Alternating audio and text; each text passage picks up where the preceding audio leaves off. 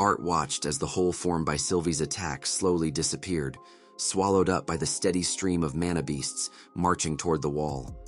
Despite the devastation the blast had caused, the corrupted creatures hardly seemed to notice. Sylvie released another blast of mana, but this time several shields appeared, layered atop one another, absorbing the brunt of the attack. Looks like we won't be able to just rain spells down on them from the comfort of the air, Art mused. After you, Sylvie thought, turning her long neck to give him a toothy grin. Try to keep up. Normally, falling headfirst from several thousand feet in the air into an army of magical beasts should have sparked fear or anxiety, but Art felt neither. His heart hammered against his ribcage, not from fear, but excitement. Mana flooded through his body as wind gathered around him, swirling and condensing as he landed like a meteor in the center of the beast horde.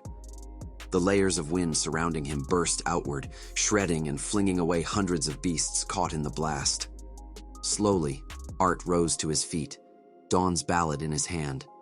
The impact had carved a crater at least 10 feet deep, and dozens of sets of monstrous eyes glared down at him from above. The creatures snarled and snapped at the air, but for a brief moment, the entire horde had come to a standstill. A wild, manic war cry suddenly burst from a bipedal canine at least 3 times Art's height. That frenzied howl rippled through the surrounding beasts, as if jolting them awake. The corrupted mana beasts, which moments earlier had marched along in a drug-induced state of apathy, all erupted at once in a concert of cries, roars, and jarring screeches. But piercing through the cries of the corrupted mana beasts was the thunderous roar of Art's bond as she landed in their midst. Sylvie immediately tore out the bipedal canine's throat with her fangs and crushed 4 other mana beasts with a single sweep of her tail. Try to keep up, she thought to him, the challenge burning in Art's mind. Eager to keep up with his bond, Art leapt from the crater and slammed into a reptilian creature with 3 swirling tails. The force of the impact knocked it flat, and Dawn's ballad finished it with a swift slash across the neck, cleanly separating head from body. Dozens of mana beasts swarmed him, snarling and spitting as claws, talons, and paws lashed out. Art conjured a surge of churning air that hurled the closest beasts backward into the press behind them. The mass of creatures was so dense that they crawled over one another just to reach him. A wolf-like beast with jagged ridges of bone protruding from its body leapt from the back of a large 3-tailed reptile, only to be flipped end over end by the force of Art's cyclone barrier. Dawn's ballad flashed, and the creature's corpse fell at his feet. Art held his position for several minutes, conserving mana and relying instead on his battle prowess, honed across 2 lifetimes as he cut down one enemy after another. For every beast he slew, 2 or 3 took its place, but this was expected. After all, neither he nor Sylvie intended to win this battle alone. Their role was to inflict as much damage as possible. Something is coming your way. Be careful, Sylvie warned. Her caution was tinged with excitement, a sensation that bled through the bond as she clashed with an S-class mana beast somewhere nearby. A pack of wolves, each the size of Boo and crackling with an aura of blue and white lightning, pushed their way through the ring of enemies, snapping and snarling until the other mana beasts fell back. The Thunder Wolves, Art counted 13 in the pack, carefully circled him, staying just outside the rotating wall of wind. These ones seemed to have some brains, Art thought. It was obvious by their murky black pelts that the wolves had been corrupted, but unlike the other beasts that had marched mindlessly toward the wall, these remained alert. The pack leader, a larger wolf with a wild, spiky mane that reminded Art of a lion, let out a short, sharp bark. The others pounced. Crackling lightning arced from their bodies, jumping from one wolf to the next and forming a snare meant to trap Art within their circle. Art stomped his foot, conjuring a ring of stone spikes from the ground. The earthen spears skewered the thunder wolves mid-leap. Only the leader escaped, weaving between the spikes before launching itself at him.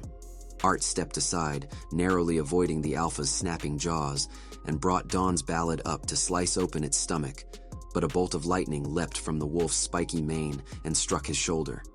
The impact threw Art off balance, forcing his strike off course. He lunged after the Thunderwolf as it turned to circle him again. Mana flared bright white at the melted tip of his teal blade as Art focused it into a sharp point. He stomped down, exaggerating the motion, and conjured another spike of earth just to the wolf's left.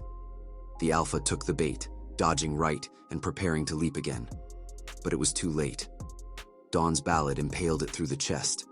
The lightning coursing through its fur flickered and faded, and the beast collapsed lifelessly to the ground. A piercing screech tore Art's attention upward. A flock of bat-winged birds swooped down, their sharp metal beaks locked onto him. Art cast a net of lightning directly into their path. The metal-beaked creatures dropped like flies, wings spasming as the current tore through them. With the Thunderwolves dead, the restraint on the surrounding horde shattered, and the monsters surged forward once more. Sylvie's voice rang in Art's mind. "Arthur, these beasts seem off. Most of them aren't even retaliating. They just keep marching toward the wall. Only some of the stronger ones in their packs are actually putting up a fight." "I feel it too. I'm not sure what the Alacrians did. They must be controlling the beasts, directing them to get to the wall no matter what," Art replied. "I think it's time to turn up the heat, Sylv." Looking to stem the constant flow of mana beasts, Art began to rain down destructive spells on the horde. Spheres of fire, water, and lightning orbited around him, burning, slashing, and electrocuting any beasts that came near, while he focused on casting spell after spell. The terrain became a strange, otherworldly patchwork of elemental domains. Some sections of ground were scorched and littered with burning corpses, while others transformed into gruesome gardens of stone spikes from which beasts' bodies dangled like limp flowers. A storm of ice knives raged like a tornado across the battlefield, leaving behind a carpet of shredded flesh. An odor of burning fur, fresh meat, and metallic blood settled over the battlefield like a fog. Even movement became a challenge, as Art had to maneuver around the lingering effects of his own spells, the corpses of fallen mana beasts, and the endless march of those still living. "It's working, Arthur," Sylvie thought to him. "Some of the more powerful mana beasts are starting to break away from the horde. Where are the Alacrian mages, though? I haven't seen one since they conjured those shields earlier." "Me neither. Let's see if we can't thin out a few of these big ones before the horde reaches the wall." Sylvie was right. Almost immediately after her warning, an S-class mana beast appeared, charging through the lesser creatures with reckless abandon. It was a humanoid feline, twice Art's height and all muscle, covered in dense crimson fur that acted as armor and wielding deadly claws. It took Art a second to remember its name. A Razor Grimalkin. Its speed and agility were on par with Cordry, his martial arts master from Epheotis, and it would have torn most adventurers to shreds. However, it relied entirely on its thick fur for defense and focused on attacking aggressively at breakneck speed. Its fur, however, wasn't a problem for Art. "Come on!" Art roared, dodging the Razor Grimalkin's clawed kick and nicking its neck with the edge of his wind-imbued blade. Blood rushed to his head, drowning out everything other than the opponent in front of him. The beast, which had the ability to kill its victims long before they could even fear it, hissed and dashed toward Art, its body blurring into a red streak.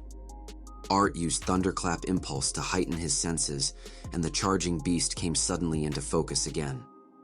To the outside world, they must have seemed little more than two intangible blurs flashing around each other on the battlefield. Each swipe of the Razor Grimalkin's mana-infused claws extended through the air and left deep gashes in the earth, and oftentimes the nearby mana beasts, while opening it up to another cut from Dawn's ballad. Art's objective, the reason Sylvie and he had thrown themselves into the path of 20,000 murderous monsters, faded to the back of his mind as he dominated the S-class mana beast. Though his legs ached from old wounds, and the scratches left by those vicious claws stung, he was in far better shape than the panting, oversized cat. Heaving for breath, its fur matted with blood, the Razor Grimalkin backed away, suddenly wary. Sensing that the fight had gone out of it, Art charged. Just as the creature was about to bolt, he conjured a slab of condensed air behind it and pulled with all his strength. The wall of air struck it mid-stride, knocking it off balance and into the path of his blade. Dragging the dead S-class beast up by the bloodied scruff of its neck, Art roared in triumph. The mana beasts around him, no matter how deranged and feral they had become due to the Alacrian's corruption, began to quiver. Art felt a rush of euphoria as he saw the beasts around him shake in fear, his eyes scanning for the next victim daring enough to take its chances against him. Arthur, the beasts may be corrupted, but they're still intelligent beings. We have no choice but to kill for a greater cause. Don't take joy in it. Sylvie's words were like cold water splashed in Art's face. He had indeed lost himself to the bloodlust for a moment, high on the freedom to wreak havoc. He had acted like a wild beast let loose from its cage. It would be easy to say that this was what war did to everyone. In part, that was true. Fighting countless beasts slowly turned men into monsters themselves. However, it was also true that Art enjoyed it. Being surrounded by death, yet never being able to kill freely himself, might have had something to do with it. The countless duels he had fought in his previous life had all been supervised and restricted by rules and laws. Here, it was different. As he sobered from the battle frenzy, Art could feel the many aches and wounds he hadn't even realized existed. There was no time to recuperate or rest, however. He could already feel the approach of another S-class mana beast. Its footsteps shook the earth, and its killing intent pressed down on him like a weighted net. It didn't take long for Art to spot the towering monstrosity, which trampled the smaller corrupted beasts as if they were insects. The Iron Hyrax, appropriately named, was as tall as a 3-story building, and every inch of its body was covered in metallic plates. Spikes sprouted along its spine, and at the end of its trunk-like snout was a dented metal orb the size of Sylvie's head. "Do you need help?" Sylvie asked, sensing Art's hesitation as he watched the colossal beast advance. "Not yet," he conveyed, sheathing Dawn's ballad. Wanting to test the Iron Hyrax's resilience, Art hurled an arc of lightning at the beast, but it didn't even flinch. As it stomped through the press, it swung its snout like a flail, bludgeoning mana beasts left and right. The mana beasts, fortunate enough to evade the Iron Hyrax's snout, were soon trampled beneath its thick hooves. That was when Art saw him, a human. An Alacrian mage was clinging for his life from a perch wedged between two of the spikes on the S-class beast's back. At this distance, it was easy for Art to tell that this was not part of the man's plan. That was when it clicked. The weaker mana beasts appearing almost sedated and largely ignoring Sylvie and him even as they were slaughtered. The higher-tiered mana beasts seemingly retaining their own will despite whatever the Alacrians were using to control them. The pieces of a plan came together in Art's mind as he watched the Alacrian mage struggle with something in his hand, a small black stone. Art launched a fireball into the Iron Hyrax's face. The flaming sphere splashed across its metallic hide without leaving so much as a scorch mark, but it did its job. The beast bellowed and reared up in anger. The Alacrian mage was barely able to hold on. Intent on flattening Art with its flail-like snout, the beast charged recklessly. Art continued throwing spells he knew were just barely strong enough to annoy it, which kept it barreling through the other beasts, doing nearly as much damage to the horde as Sylvie or he had done. Wherever the mammoth beast went, it left a trail of crushed corpses in its wake. To keep its attention on him, Art continued to pelt it with spells. He drove earthen spikes into its hooves, layered the ground in ice so it would slip, and hurled blades of wind at its eyes to blur its vision. But his half-assed spells weren't doing any real damage. Fire seemed to work best, but when Art threw another fireball at it, a translucent shield flickered in front of the beast, blocking the spell before it could land. "I could use your help now, Sylvie," Art sent, projecting a calm, leisurely air, then turned the beast toward where he could sense Sylvie was fighting. "Wow, how did you make it so angry?" she replied, leaping into the air with a beat of her wings. "Pin the beast down for as long as you can," Art instructed. With a mental confirmation, Sylvie flew up high into the sky before dropping back down in a nosedive. Clearing the beasts around him with a gust of wind, Art stood his ground as the Iron Hyrax lumbered toward him. Taking a deep, steadying breath, he waited for the moment when the beast's front legs were just about to touch the ground as it charged.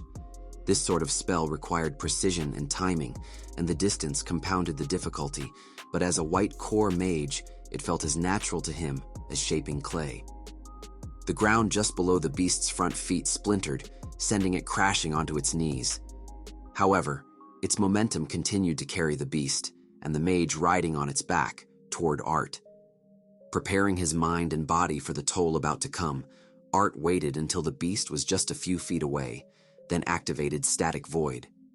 The elephantine beast and the Alacrian mage both froze in place, paused in time. Even as a white core mage, the size and complexity of the mana art caused his mana core to groan in protest, but he managed to hold the time pause until the moment before Sylvie reached their enemies. "Now!" she screamed mentally.